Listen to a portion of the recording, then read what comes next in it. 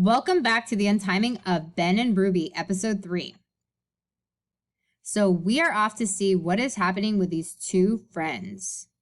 In their adventure, we are going to focus on episode 3, which is called Don't Count Your Dinosaur Eggs After They Hatch. All right, so let's get started. When we last saw Ben and Ruby, they escaped a dinosaur attack in prehistory and gathered information about the Halsacraptor escali for Alexa. They also found a plastic water bottle near a bush.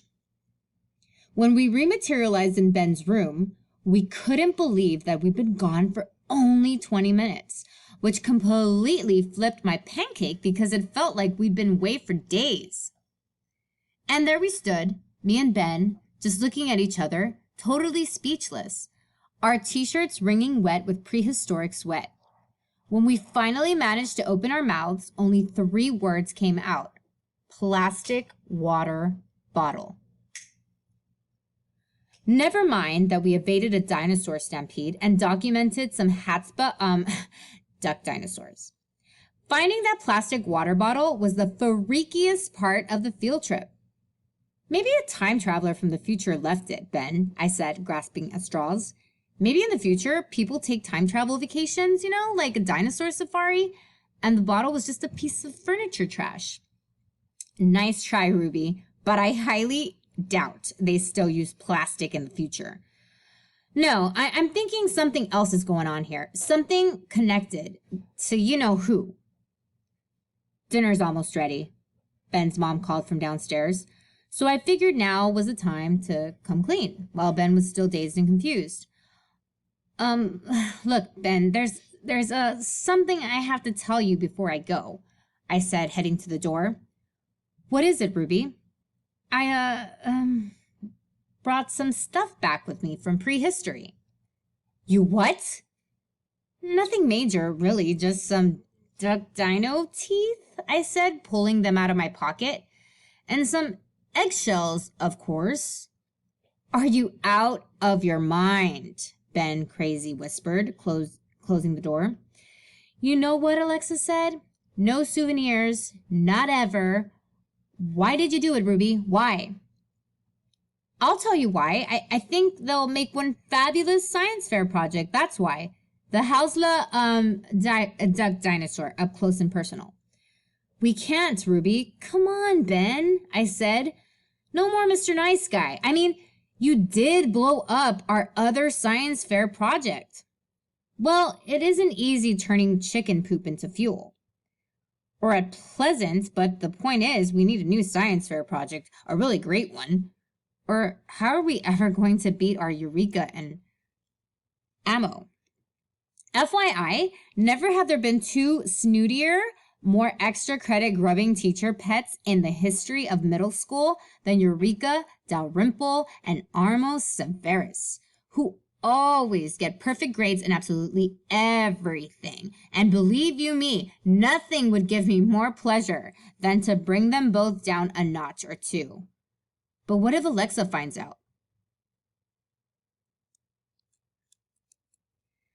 Who cares if she does? I mean, what's the worst she can do? Make us return the stuff? And besides, how's she going to find out about our dinky little science fair?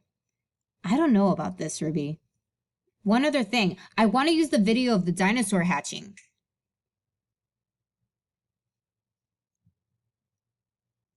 What video?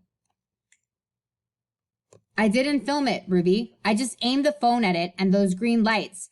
I filmed it, Ben, I said, wagging my cell phone. You what? And I see 2 big blue science fair ribbons in our future. Now stop worrying, okay? I promise to keep a low profile. The next morning, I blew into school gushing drama and elation up and down the hallways. I told everyone in sight how me and Ben found a Hapska duck dinosaur egg down by Hellman Cove and filmed it hatching, and how that was going to be our new science project. And wait till Mr. Ensidine, he's our science teacher, sees it. Everybody looked at me like I was nuts, except Ben, of course, who kept cowering in the boys' bathroom every chance he got, and Eureka and Ammo, who had a look of horror on their faces.